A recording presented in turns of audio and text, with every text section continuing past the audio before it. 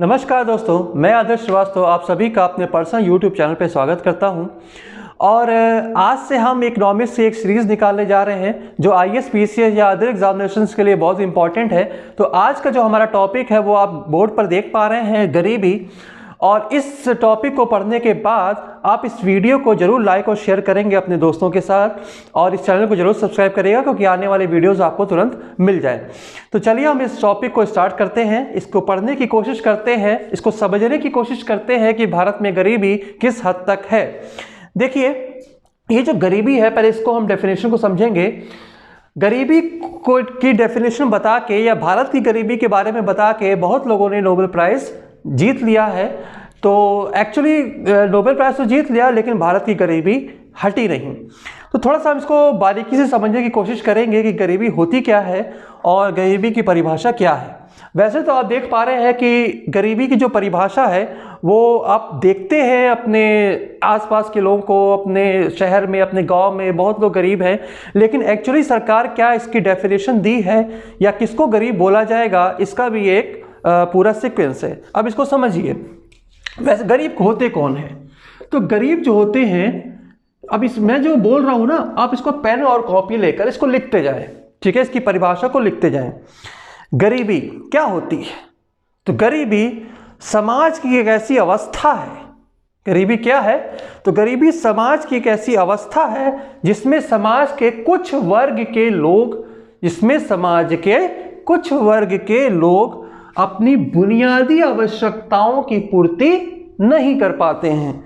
बुनियादी आवश्यकताओं की पूर्ति नहीं कर पाते हैं, उसे हम क्या कहते हैं? गरीबी। ये यूनाइटेड नेशंस के द्वारा या फिर हमारी सरकार के द्वारा इसको परिभाषित किया गया है।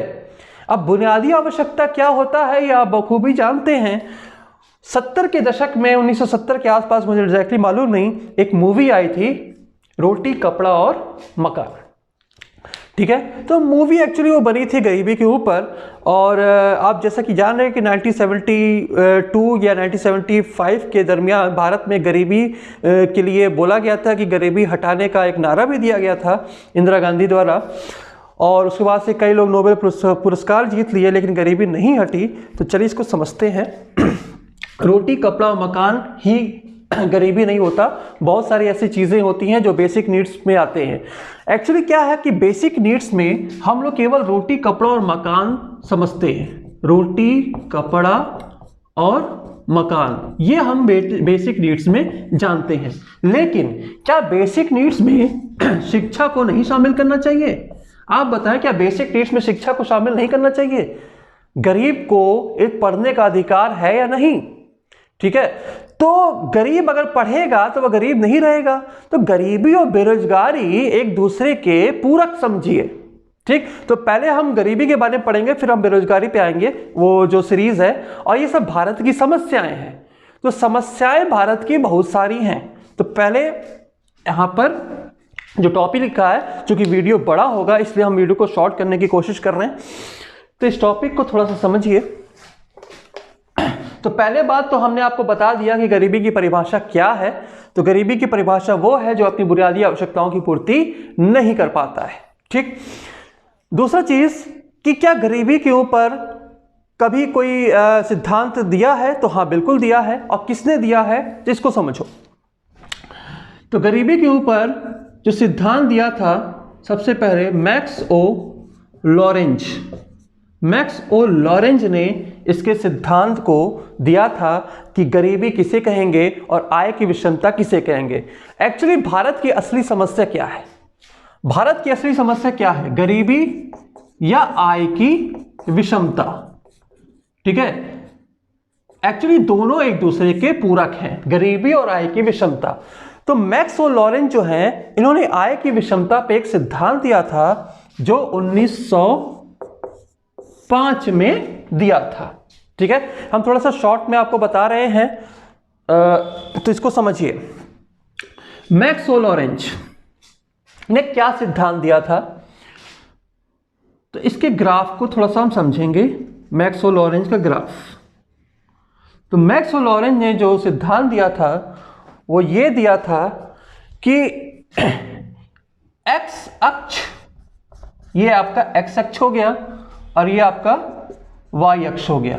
ठीक है, तो एक्स अक्ष पे हम लोग रखेंगे परिवार को, ठीक, और वाई अक्ष पे हम लोग रखेंगे देश की आय को, या हम यूं कह सकते हैं राष्ट्रीय आय को। ठीक है, देश की आय या राष्ट्रीय आय को।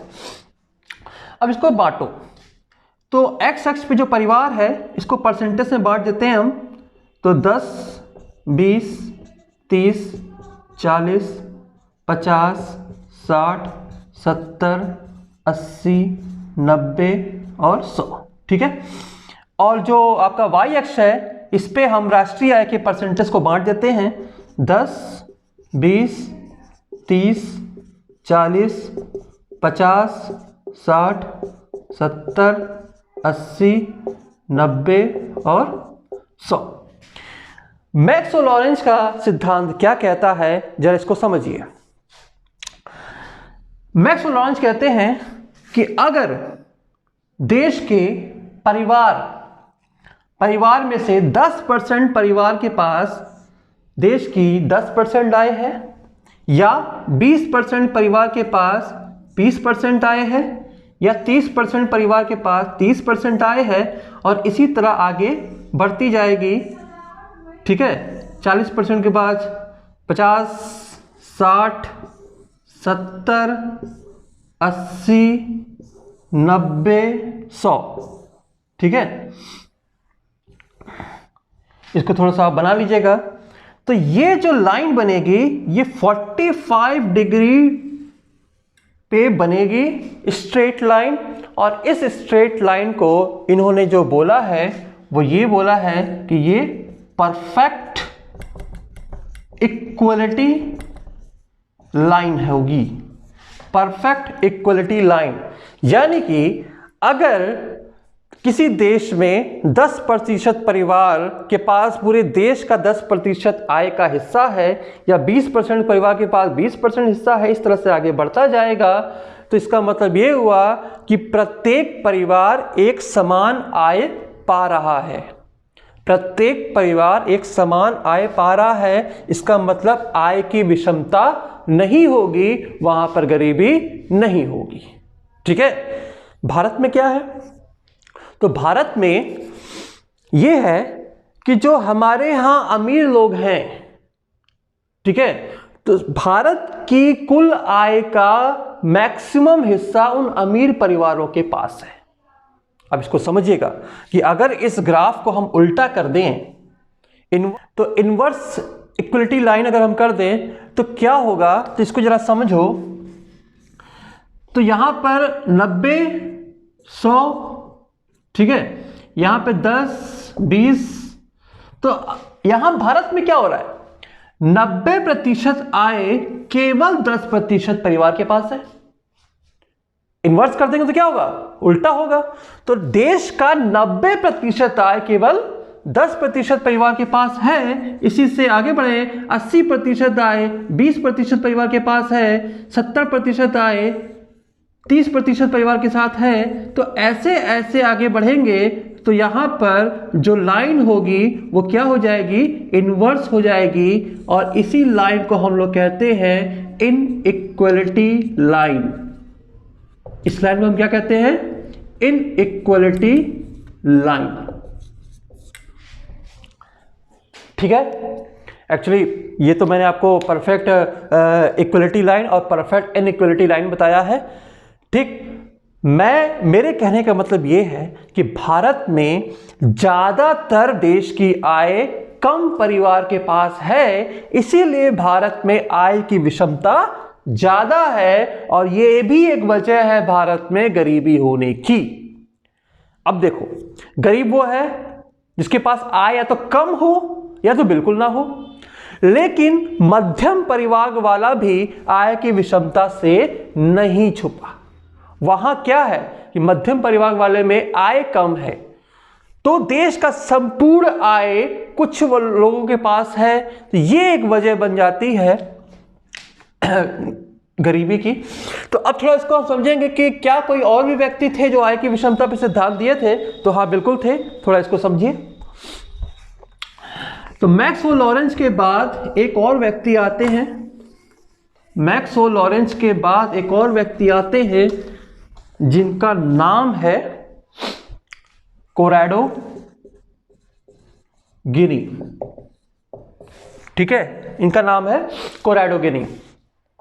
ठीक, आय की विषमता पे इन्होंने भी सिद्धांत दिया था 1912 में। ठीक है, इसको गिनी गुणांक हम कहते हैं, आय की विषमता पे गिनी गुणांक कहते हैं। ठीक, अब इस गिनी गुणांक को मैं थोड़ा सा अपने यहाँ के जो व्यक्ति हैं अमर्त्य सेन, उनके कल्याणकारी अर्थशास्त्र से थोड़ा सा तुलना कर रहा हूं कि कौन कितना सिमिलरिटी है। तो आप खुद जान जाएंगे कि अमर्त्य सेन और गिनी गुणांक का जो है वो बिल्कुल ही सिमिलर पैटर्न पे काम करता है। यानी कि कल्याणकारी अर्थशास्त्र जो अमर्त्य सेन ने 1998 में नोबेल प्राइज पाया था, 1998 में किसने पाया था? अमर्त्य सेन। ये हमारे देश के हैं इसलिए मैंने यहाँ पे हिंदी में नाम लिखा। तो अमर्त्य सेन जो हैं ये 1998 में नोबेल प्राइज पाए थे। कुछ किए नहीं थे, ज़्यादातर वो गिनी गुणांक के बारे में अपने सिद्धांत को कोरिलेट किए थे। तो इन्होंने क्या किया था कल्याणकारी अर्थशास्त्र में, इन्होंने एक फॉर्मूला बनाया W = μ1 - G। ये फॉर्मूला बनाया किसने? अमर्त्य सेन ने। ठीक है, अब यहाँ पर G या तो आप कह लें G बराबर, या तो आप कह लें कि इनकम इनइक्वालिटी।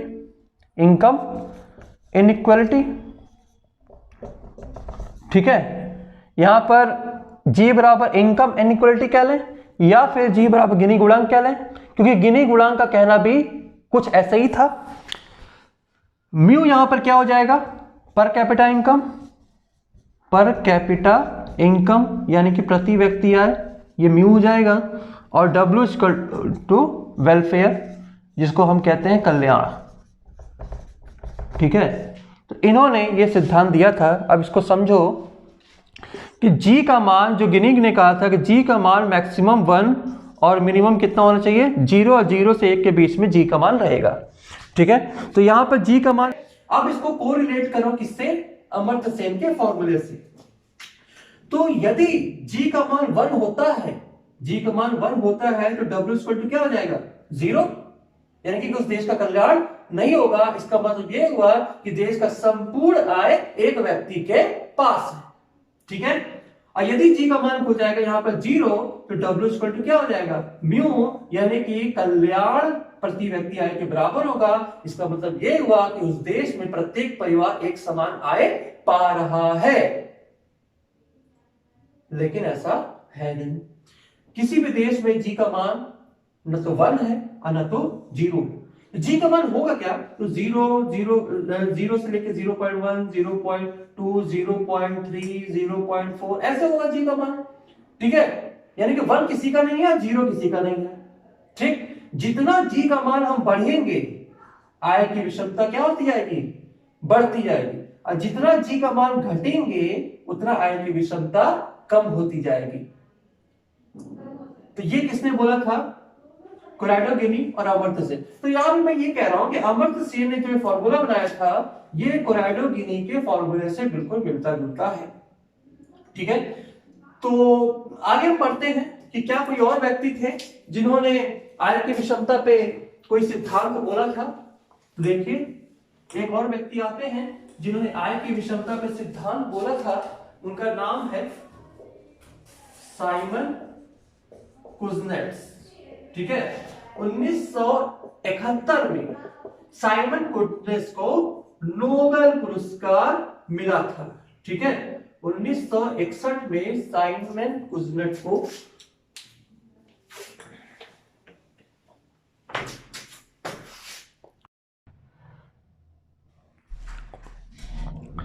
तो चलिए हम समझते हैं कि आय की विषमता पे क्या कोई और व्यक्ति थे जिन्होंने सिद्धांत दिया था। तो हाँ, एक और व्यक्ति थे जिनका नाम है साइमन कुजनेट्स।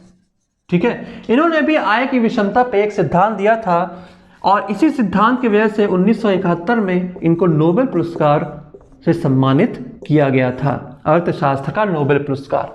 तो इन्होंने आय की विषमता पे क्या सिद्धांत दिया था, चलिए इसको देखते हैं एक ग्राफ के जरिए। तो इन्होंने भी एक ग्राफ बनाया एक एक्स अक्ष और वाई अक्ष। ठीक है, तो एक्स अक्ष पे इन्होंने क्या रखा, प्रति व्यक्ति आय। ठीक है, और वाई अक्ष पे इन्होंने क्या लिखा, आय की विषमता। आय की विषमता का मतलब इनकम इनइक्वलिटी और पर कैपिटा इनकम, प्रति व्यक्ति आय। तो इन्होंने क्या ग्राफ बनाया, इसको समझो।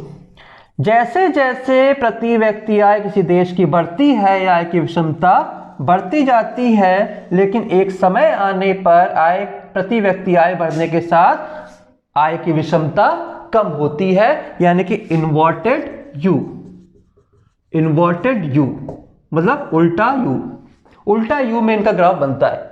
जैसे देखो, जैसे जैसे प्रति व्यक्ति आय बढ़ रही है, आय की विषमता क्या हो रही है, बढ़ रही है। लेकिन एक समय ऐसा आता है, जो ब्रेक इवन पॉइंट है, एक समय ऐसा आता है कि प्रति व्यक्ति आय बढ़ने के साथ आय की विषमता घटती जाती है। और यही ग्राफ दिखाता है किसको, साइमन कुजनेट्स के ग्राफ को।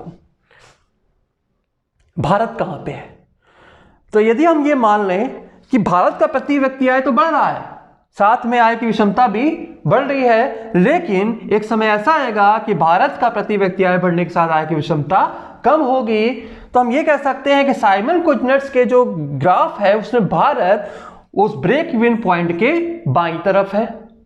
जैसे ही वो दाईं तरफ जाएगा, आय की विषमता कम होती जाएगी, क्योंकि अभी तो आय की विषमता बहुत ज्यादा है, ये आप सभी लोग जानते हैं। ठीक है, तो ये बताता है आय की विषमता पे। तो आय की विषमता पे कितने लोग सिद्धांत दिए, तो एक तो आपका मैक्सो लॉरेंज, जिसको हम लॉरेंज कर्व कहते हैं, एक इन्होंने कोराडो गिनी, और तीसरे मैंने आपको बताया अमर्त्य सेन, जो हमारे भारत के हैं, इन्होंने भी आय की विषमता को गरीबी के साथ कंपेयर किया, और ये है साइमन कुजनेट्स।